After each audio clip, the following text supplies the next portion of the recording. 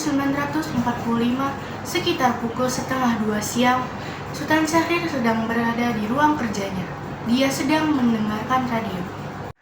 Hi, loyal listeners. We are back again in new news. Headline news. Japan has surrendered unconditionally to the Allies. Apa yang aku dengar barusan? Aku harus memberitahu Bung Karno dan Bung Hatta.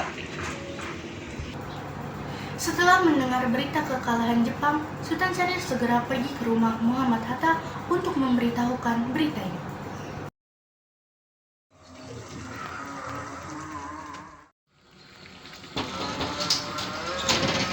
Assalamualaikum. Waalaikumsalam. Silakan masuk Bung Syahrir. Ya. Maaf, rumah saya begitu kotor. Tidak apa-apa. Silakan duduk. Terima kasih. Bagaimana tentang kemerdekaan kita, Bung? Bukankah soal kemerdekaan sudah diserahkan kepada PPKI? Iya, tetapi bukankah lebih baik kita segera memerdekakan Indonesia tanpa melalui PPKI? Kamu maksud Bung ngomong seperti itu? Begini, PPKI adalah bentukan Jepang. Dan jika kita akan merdeka melalui PPKI, sekutu akan mengira Indonesia bentukan Jepang. Sebaiknya kita segera memproklamasikan kemerdekaan Indonesia selagi kita di masa vacuum of power. Saya dengar di radio bahwasanya Jepang telah menyerah kepada sekutu. Itu artinya Indonesia sekarang dalam kekosongan kekuasaan. Jadi sekarang adalah kesempatan yang baik untuk kita memproklamasikan kemerdekaan sebelum sekutu datang. Saya setuju. Tapi apakah Bung Karno sependapat dengan kita? Bagaimana kalau kita hubungi dulu? Ide yang bagus. Bung Hatta segera menelpon Bung Karno untuk meminta izin berkunjung ke rumahnya, dan Bung Karno pun menyetujui kedatangan mereka. Lalu Bung Hatta dan Syahrir bersiap untuk mengunjungi rumah Bung Karno. Sultan Syahrir dan Muhammad Hatta menemui Soekarno di rumahnya untuk memberitahukan tentang kekalahan Jepang. Syahrir mendesak untuk mempercepat proklamasi, tetapi Bung Karno menolak.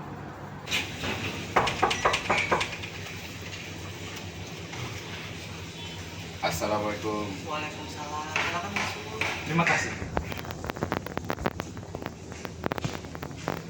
Duduklah. Ya, makasih. Terima kasih. Mengapa kalian datang sini? Ada berita bagus yang akan disampaikan oleh Syahrir. Berita apa itu, Syahrir? Jadi begini, saya dengar bahwasanya Jepang telah menyerah pada sekutu. Jadi ini adalah kesempatan yang baik bagi kita untuk segera memproklamasikan kemerdekaan agar Indonesia memiliki kepemimpinan yang baru. Tapi saya tidak bisa bertindak sendiri. Semua itu adalah hak PPKI. Alangkah janggal ketika saya bertindak sendiri untuk mengucapkan kemerdekaan tanpa melalui PPKI yang saya ketuai. Tapi Bung, Maaf, Syahrir, tapi kita tidak boleh bertindak gegabah. baiklah, kalau begitu kami permisi. Mari Bung Hatta. Mari. 15 Agustus 1945, di rumah Bung Karno berkumpullah golongan muda yang dipimpin oleh Wikana, Sukarni, Darwis, dan Khairul Saleh. Mereka mendesak Bung Karno untuk segera memproklamasikan kemerdekaan Indonesia. Ayo Bung, malam ini kita kibarkan revolusi. Kita harus segera merebut kekuasaan, Bung. Kami siap mempertaruhkan jiwa kami, Bung. Jika Bung Karno tidak bertindak cepat, maka akan ada pertumpahan darah dan pembunuhan besar-besaran esok hari. Potong air itu sarang. Kita bisa nunggu besok. Sudah Bung, tidak usah bertengkar, mari kita bicarakan baik-baik. Bukan, kita tidak boleh gegabah. Saya hanya mengingatkan, Bung, jika kemerdekaan Indonesia tidak dilakukan malam ini, maka besok rakyat akan menuduh orang-orang sebagai pro-Belanda seperti orang-orang Ambon. Karena benar, Bung. Mengapa kita harus menunggu Jepang memerdekakan kita jika kita bisa memerdekakan kita sendiri? Kekuatan kita tidak sebanding dengan Jepang dan sekutu. Kita tidak dapat bertahan tanpa bantuan mereka. Saya pikir kita bisa, Bung. Benar, Bung. Mari kita segerakan proklamasi. Benar, Bung. Cepatlah. Malam ini, Bung, malam ini. Sudah, tidak usah ribut, sudah malam. Saya mengerti perasaan Anda semua, tapi saya tidak bisa menerima permintaan Anda karena saya akan takut akan ada korban jiwa berjatuhan. Setelah usaha mendesak golongan tua gagal, para pemuda lalu melaksanakan pertemuan di Jalan Cikini nomor 71. Mereka lalu sepakat untuk menculik Soekarno-Hatta dan membawa mereka ke Rengas Dengklok.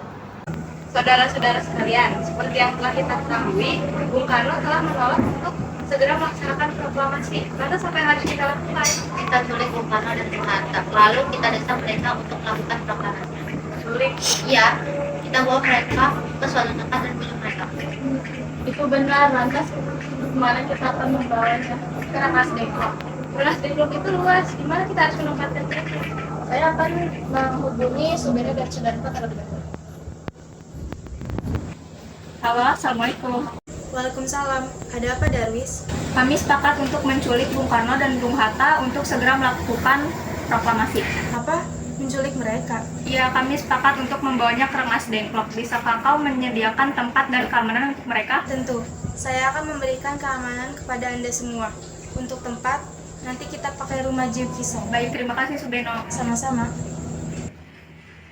Subeno setuju dan kita akan ditempatkan di rumah Jiu Kisong. Kapan kita akan menculik Bung Karno dan Bung Hatta? Secepatnya, besok subuh. Anda setuju? Pukul berapa tepatnya? Pukul 4 pagi bagaimana? Setuju. Keesokan harinya, 16 Agustus 1945, pukul 4, rombongan pemuda menculik Bung Hatta untuk dibawa ke Rengas Dengklok tanpa sepengetahuan golongan tua. Assalamualaikum. Waalaikumsalam. Ayo Bung Hatta harus ikut kami. Mau dibawa kemana aku? Rengas Dengklok ini sudah menjadi keputusan pemuda. Lagi pula besok rakyat akan menyerbu kota. Betul Bung, ini sudah menjadi kesepakatan kami. Ayo ikut kami ke Rengas Dengklok. Apa yang Anda bicarakan? Jika benar, kita tidak bisa lawan. Ini demi kebaikan Anda sendiri Bung. Waktumu hampir habis, cepat nggak Bung? Baiklah. Rombongan pemuda juga menculik Soekarno. Soekarno bersedia ikut dengan rombongan pemuda ke Rengas Dengklok jika anak dan istrinya diajak pulang. Bung Karno. Iya, ada apa? Anda harus ikut kami ke Rengas Dengklok. Mau apa aku harus ikut kalian? Itu sudah menjadi kesepakatan para pemuda, Bu. Kami akan membawa Anda dan Bung Hatta ke Rengas Dengklok. Tapi tak sadarkah kalian aku memiliki istri dan anak yang masih kecil? Bagaimana dengan mereka? Ada apa Kang Mas? Kenapa banyak orang begini? Nih mas, pemuda-pemuda ini akan membawaku dan Hatta ke Rengas Dengklok. Untuk apa? Untuk menjauhkan Bung Karno dan Bung Hatta dari pengaruh Jepang, Bu. Lalu, apakah akan meninggalkan aku dan Guntur? Jika kalian ingin membawaku pergi, bawalah istri dan anakku juga. Aku tidak akan meninggalkan mereka sendirian. Baiklah, kami akan membawa Anda dan anak istri Anda, Bung. Tapi kita harus pergi sekarang. Baiklah. Rombongan pemuda yang membawa Soekarno dan Hatta tiba di Rengas Dengklok. Bung Hatta telah sampai terlebih dahulu sebelum Bung Karno. Keduanya dibawa ke sebuah ruangan di dalam rumah Jiu Kisong. Sebenarnya apa kemauan kalian membawa aku kemari? Kami ingin Anda dan Bung Karno segera melaksanakan proklamasi. Bung Karno, Hatta, ternyata aku juga ada di sini. mereka membawa aku kemari. Benar. Sukarni, sebenarnya ada apa ini? Begini Bung, kami ingin Anda berdua segera memproklamasikan kemerdekaan Indonesia. Jepang sudah menyerah tuh, ini saat yang sangat tepat untuk memproklamasikan kemerdekaan. Mengapa kau selalu mempercayai mereka, Sukarni? Jepang akan memerdekakan kita, tetapi bukan sekarang. Saya tidak setuju dengan itu, Bung. Kami para pemuda ingin kemerdekaan atas daripada kami sendiri, bukan karena hadir dari Jepang. Itu benar Bu, jika kemerdekaan adalah hadiah dari Jepang, kami adalah bentukan Jepang, suatu saat kita dijajah lagi Bu.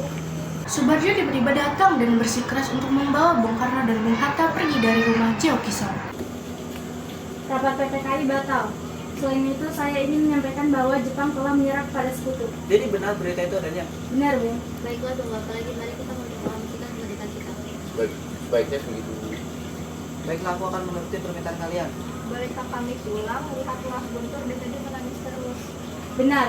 Bolehkah saya membawa Bung Karno dan Bung Hatta pulang?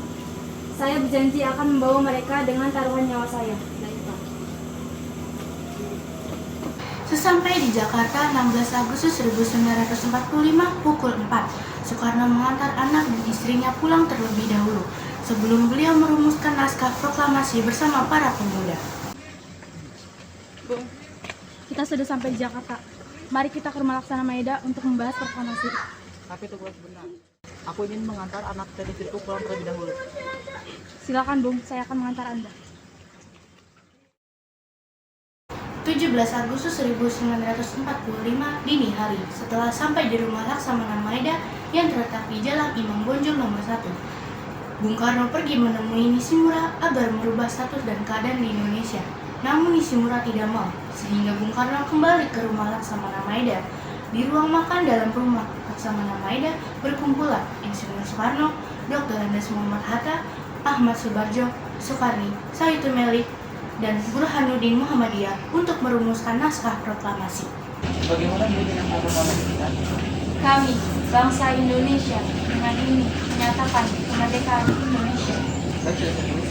Lanjutannya Bung, hal yang mengenai pemindahan kekuasaan dan lain-lainnya dilaksanakan dengan seksama dan tempo yang singkat. Jakarta 17.805 Wakil Bangsa Indonesia. Apa kalian semua setuju? Setuju. Lalu siapa yang menandatangani proklamasi ini? Bagaimana kalau naskah ini ditandatangani oleh semua yang hadir? Saya rasa jangan terlalu banyak. Lebih baik naskah ini ditandatangani oleh Bung Karno dan Bung Hatta saja atas nama bangsa Indonesia. Saya kalau ketika naskah ini. Baik, Bung.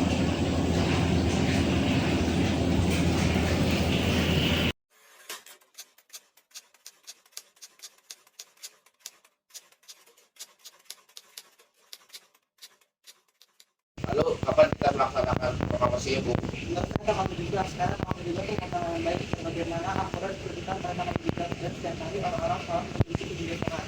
Bagaimana kalau kita melaksanakan proklamasi pada tanggal di tanggal 17? Saya setuju, Bu. Lebih cepat lebih baik. Lalu pukul berapa kita akan melaksanakannya? Pada pukul 10.00 Pak. Setuju. Baiklah, saya akan meminta Pak Mawati untuk menjadi bendera. Barang bendera menyambung benderanya. Tolong siapkan tiangnya. Tapi di mana kita akan melaksanakannya, Bung? Di rumah Bung Karno. Setuju.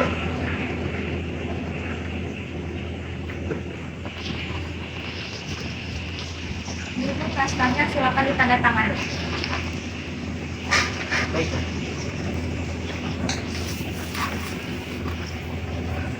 Ya, tolong perbanyak naskah ini dan sebarkan ke seluruh Indonesia.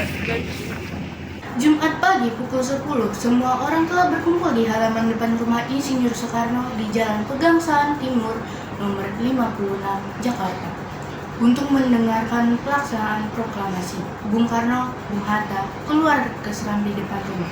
Bung Karno mendekati mikrofon sebelum membacakan proklamasi dan mengucapkan pidato pendahuluan. Saudara-saudara sekalian, saya telah meminta saudara-saudara hadir di sini untuk menyaksikan peristiwa penting sejarah bangsa kita.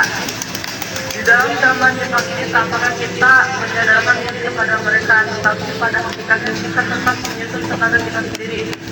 Tetapi kita percaya pada kekuatan sendiri. Sekarang tibalah saatnya kita benar-benar mengambil nasib bangsa dan nasib tanah air kita dalam tangan kita.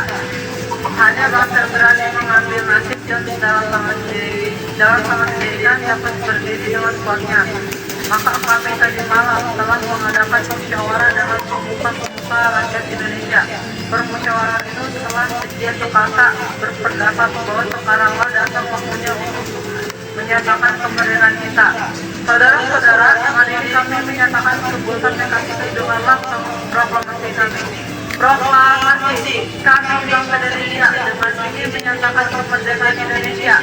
Hal-hal yang mengenai pemindahan kekuasaan dan lain-lain diselenggarakan dengan cara seksama dan dalam tempo sesingkat-singkatnya. Jakarta, 17 bulan 8 tahun 45 atas nama bangsa Indonesia. Soekarno, Hatta.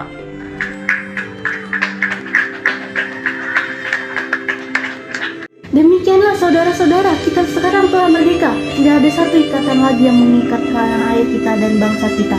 Mulai saat ini kita menyusun negara kita, negara merdeka, negara Republik Indonesia merdeka, kekal dan abadi. Insya Allah Tuhan memberkati kemerdekaan kita ini.